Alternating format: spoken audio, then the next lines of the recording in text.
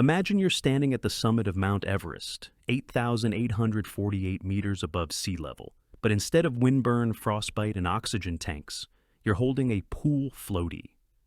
The sun glistens off a smooth, twisting megaslide that spirals all the way down the tallest mountain on Earth. No crampons, no ice picks, just swimsuits, sunscreen, and an epic ride of doom. Welcome to the wild hypothetical.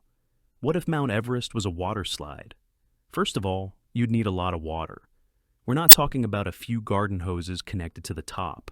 We're talking millions of liters of water flowing non-stop. The average water slide in a theme park uses around 15,000 liters per day. Everest? Multiply that by 1,000,000, and you might start to have enough to keep things slippery. Niagara Falls dumps 2.8 million liters per second. So maybe we could borrow a portion of that for our mountain slide madness.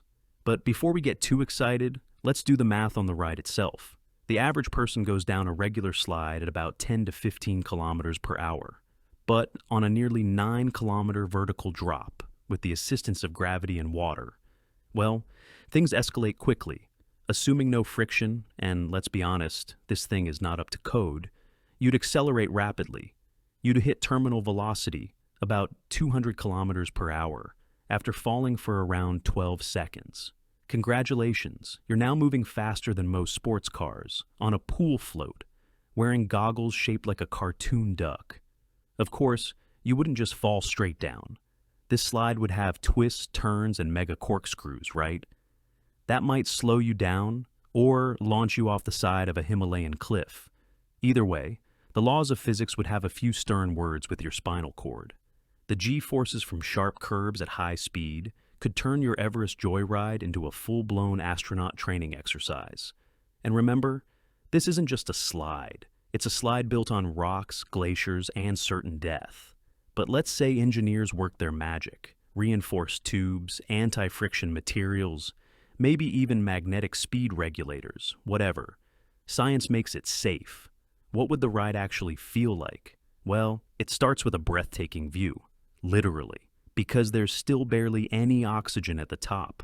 You climb into your tube and get a countdown from a lifeguard wearing a parka and an oxygen mask. 3, 2, 1, splash. The initial drop is basically a vertical wall. You scream, not out of fear, but because the air temperature is minus 30 degrees Celsius and your tears are freezing sideways. Then the twists begin, whipping through ice tunnels, shooting out over crevasses, spiraling past the herds of confused yaks. Somewhere around 6,000 meters, you pass by a group of actual climbers who gave up halfway and are just watching you go by with existential confusion. At 4,000 meters, the temperature starts rising. Now you're not just cold, you're wet and cold. There's a section with fog machines and LED lights, because why not? It's themed like a Yeti's cave. There's even a fake animatronic Yeti who roars as you pass. Honestly, you barely notice. You're too focused on the fact that your skin has gone completely numb and you're still going 180 kilometers per hour. Eventually, after a ride that lasts about 4 minutes and shaves 6 months off your life expectancy, you reach the bottom, you shoot out of the slide like a human torpedo into the world's biggest hot tub, conveniently located at Everest Base Camp. A Sherpa hands you a towel, paramedics check your pulse, and then a smiling worker hands you a photo of your mid-slide face, eyes wide, mouth open, somewhere between joy and a plea for help. But hey, at least you didn't have to climb down. There would be side effects, of course. For example, Everest's delicate ecosystem probably wouldn't love a gigantic plastic water tube stapled to its face.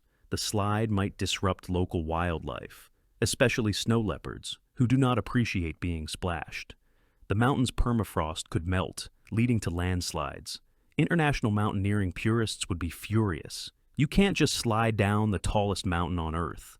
But they'd probably end up trying it anyway, secretly, at night. With GoPros, still, tourism would skyrocket. No longer a death-defying climb for elite mountaineers, Everest would become the world's most extreme lazy river. Families would plan vacation packages. Everest Splash Adventure, now with double loop. There'd be ads with smiling kids holding snow cones. Influencers would post selfies from the summit in wetsuits with captions like, "Yeah, just slid from the top." And what about safety? Well, maybe there'd be emergency exits every 1,000 meters, a rescue helicopter on standby, liability waivers longer than war and peace, and probably a few brave souls who try to go without a float just for the thrill. Spoiler, not recommended. In the end, turning Mount Everest into a water slide might just be the most chaotic, impractical, environmentally devastating idea in human history. But, let's be honest, if it did exist, you'd want to ride it, just once, maybe twice, then never again. Probably while screaming something between "we" and "I regret everything," but at least you'd have the best vacation story of all time. So, I went down Everest, in a swimsuit,